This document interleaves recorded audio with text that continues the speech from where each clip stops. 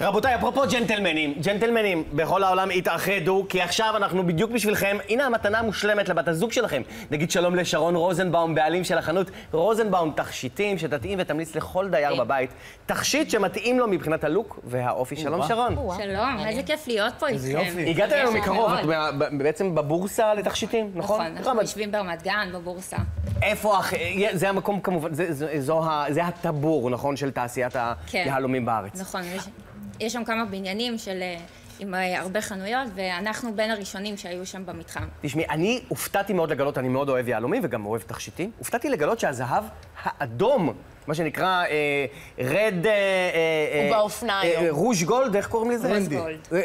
בדיוק, חזר לאופנה. נכון. אז רוז גולד וזהב צהוב, ילו גולד, הם השילובים הכי הולכים היום. חזרו לאופנה בטירוף, כאילו זה... משהו ש... תסתכלי מה קורה לדלת ברזול שיושבת... לא, אתם תמיד, זה מה זה לא פייר? תמיד אתם מושיבים את אביבית אתם תמיד מושיבים יהלומים. זה לא הגיע, יש לי גם עוד 3-4 אצבעות פנויות. אז אנחנו נדאג לך מיד. כן, בסדר. אנחנו נדאג לך מיד. תראה, אנחנו מסתכלים על דיירי בית האח הגדול, ומן הסתם שכל צבע גוף מתאים לו אולי צבע אחר. אז בואו נדבר באמת על הרוז גולד, אותו צבע שאנחנו רואים כאן. שעכשיו מתאים לשיזוף קצת. בדיוק. אז רוז גולד וילו גולד מתאימים יותר לגוון אור כהה, או יותר שזוף. כן. ואז הוא עוד יותר מבליט את הצבע העדין שלו. ואת היהלום.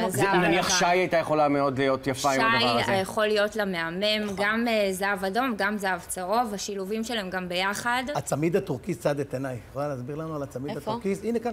איפה הצמיד? הצמיד הזה, כן. צמיד יהלומים. וואו.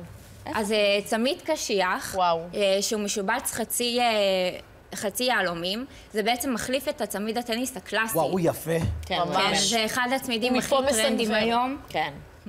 הצמיד הזה למשל, זה מרגיש לי לגמרי סתיו קצין. בדיוק, זה הכי סתיו שיש. יש שם סך הכל 3.5 קראט יהלומים.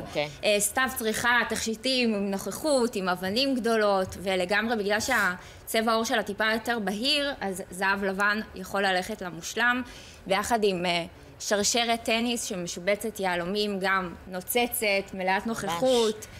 אולי נקפוץ רגע לאברהם. אני קצת מקדים את המאוחר, אבל נניח שהוא היה רוצה להציע נישואים, או, את יודעת, טבעת אירוסין כזאת, אנחנו מחפשים את הטבעת המיוחדת, המעניינת, שמשאירה רושם.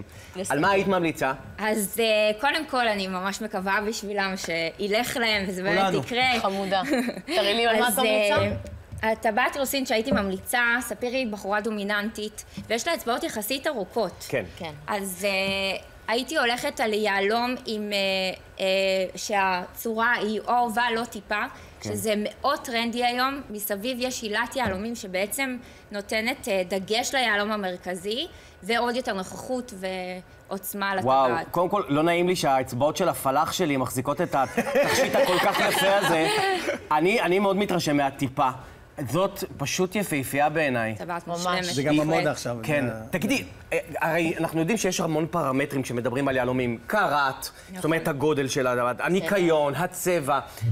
מה חשוב לבקש כאשר מגיעים באמת לחנות כמו שלכם? מגיעים אליך, אל רוזנבאום. עכשיו אני רוצה לדעת שמה שקניתי הוא טוב. נכון.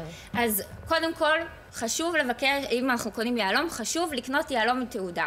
תעודה גמולוגית זה בעצם התעודת זהות של היהלום. סופר חשוב לבקש, לבדוק את זה בדיוק. אבל היום גם אפשר לזייף תעודות. לא, אם קונים ממכון שהוא אמין, לא, זה בטוח, אני מדברת בכללי, אני ראיתי שעושים. יש זיופים, זה נכון. ובעניין הזה אני קראתי, ראיתי שעושים. שלכל יהלום בעצם אתם מטביעים מספר בלייזר. נכון מאוד. אז מטביעים מספר ברונדיס, זה החלק שמקיף את היהלום. זה המספר של התעודה, וככה אפשר להתאים בין התעודה ליהלום. מה שעוד מקשה על הזיוף של תעודות גמולוגיות. כמו רכבים, זה מאוד חשוב, בדיוק.